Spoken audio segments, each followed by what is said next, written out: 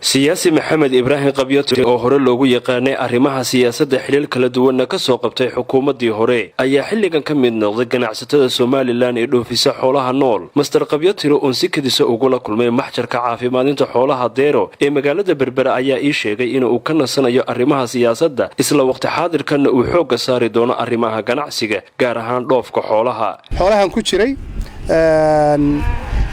waxaan dhoofiyaa waxaan inoo soo furay suuqyo cusub oo ay ka mid yihiin suuqa dalka Kuwait oo hore xoolaheenu u tagi jirin xoolaan geeyaa waxa iyagana aan geeyaa imika hadda xoolahan imika maanta aan dhoofinayo xoolahan waa laba dooyood oo 10,000 neef waxaan geenayaa Abu Dhabi oo iyadana Dubai ayaan geeyay suuqaasina soo furay Soomaaliya hadda imika suuqa Kuwait oo kale hore cid uma geen jiray Soomaaliland suuqaana ugu horeeyay imika soo furay kan Dubaina maxjarkeenan deerada cid kama tagi jirin hadda ana Dubai ka yimi 8 shan ku maqnaa kana saasaan soo furay imika isagana oo suuqaasina waa cusubiyay oo Soomaaliland imika maxjar kasto Soomaaliland uu geyn kara xoolaha Imaaraadka oo horna aad u meenu geyn jirno xoolaha Sacuudiga waan geeyaa Cumaan qaybta doonta arigaas isagana waa Cumaan kana waxa weeyaan waa Imaaraadka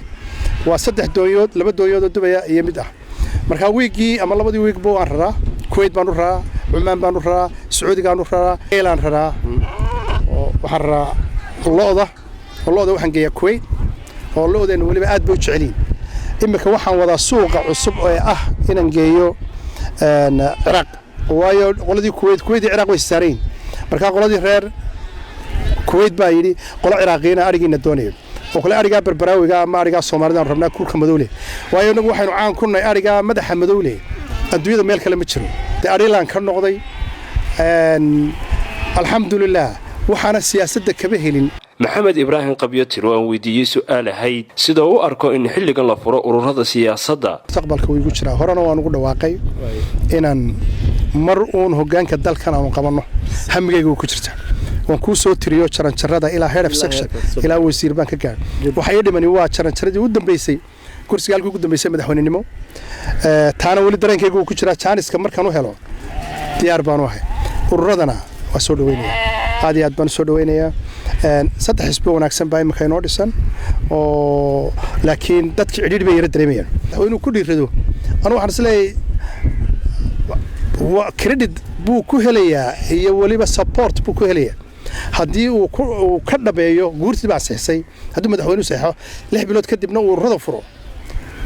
waxa u fiican in ururada la furo mar kale oo aan weydiiyay su'aal ahayd sida uu arko in gudoomiyaha golaha guurtidu xilligan xilkaasi gudoomiyenimo uu iska casilo ayaa waxa uu arintaasi kaga jawaabay oday weyn oo siyaasi ah oo waqti dheer soo dhex jiray ilaa qaaxo ilaa imika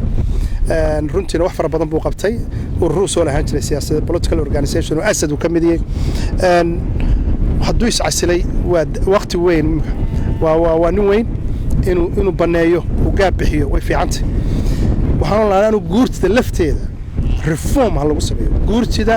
waxay u baahan tahay in reform lagu sameeyo mubaarak nirig telefishinka Universal magaalada Berbera